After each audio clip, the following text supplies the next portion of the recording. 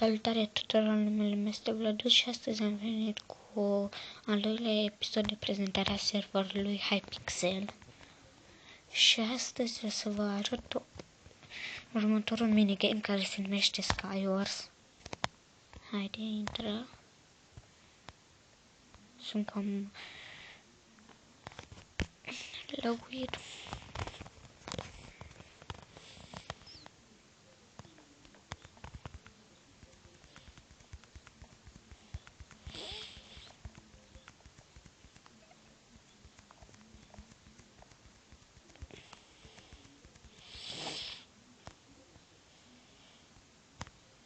Voi vedeți ce îmi face?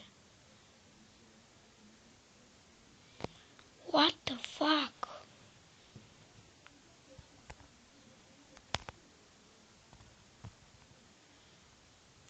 De ce mi-a dat un pickaxe? Eu ies? Așa, nu contează, voi știți Skywars-ul.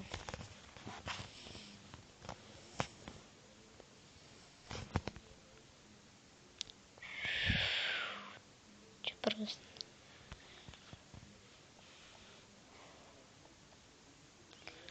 Skywars-ul știți? Simon spune, nu știu de ce să ne jucăm.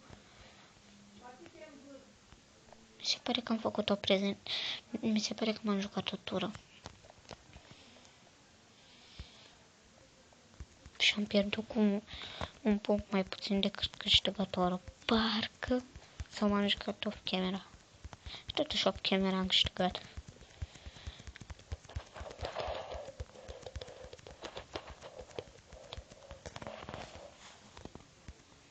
El start în o secundă. Ce bine că m-a pus aici. Tu nu uitați lângă mine că vine lava pe mine.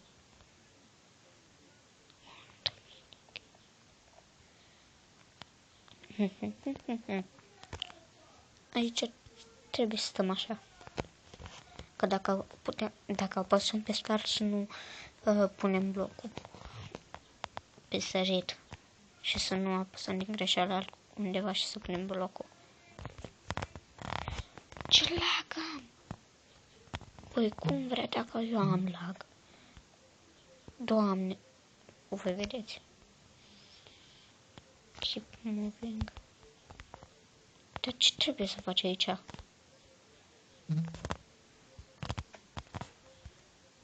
Și am așa la deasupra.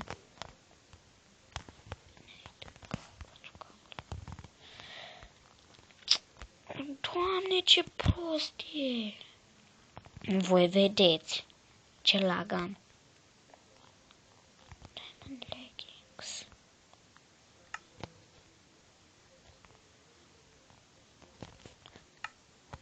Câștigat și am câștigat. Nu înțeles niciodată ce trebuie să faci aici.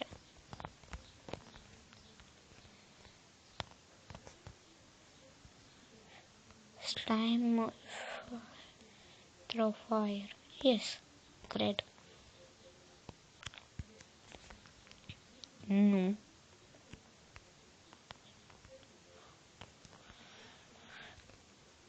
Bă, dar am lag.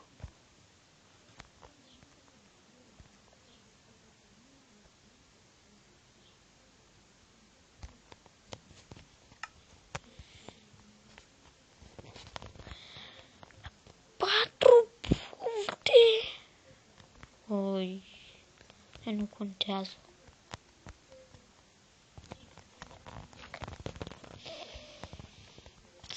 Așteptăm să ne spawneze și brawler PvP.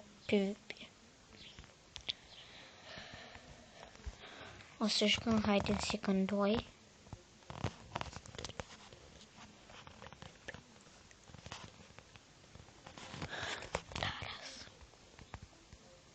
Câți player sunt din cât? 12 din 16.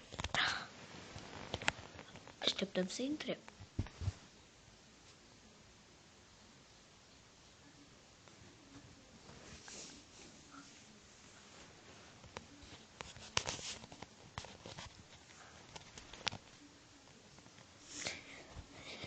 v-ați dat seama că e ceva cu bătaie. M-am jucat parcă odată și am pierdut. Bă, dar nu mai intră nimeni.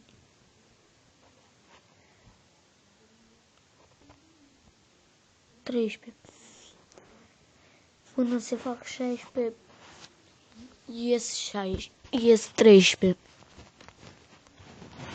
14. Normal, uneori după ce intram, eu intrau o grămadă. Și nu știu de ce.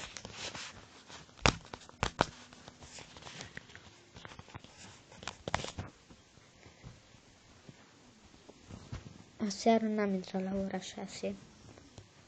Chestia de mine a postat prea multe episoade. Și sunt isteț. Și până s-au postat, a trecut mult. Deci știți, când am terminat ultimul episod, am terminat pe la 5 și ceva. Și toate episoadele mi s-au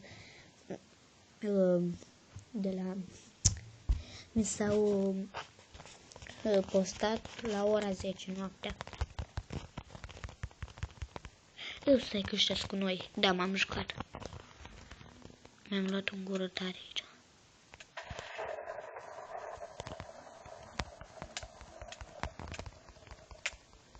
Cred că e fiecare asta. Voi vedeți când dă în mine.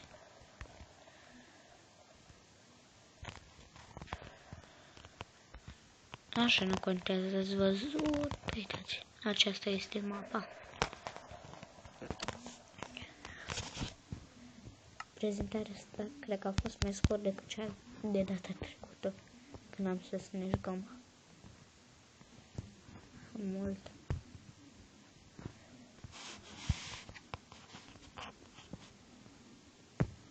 Da.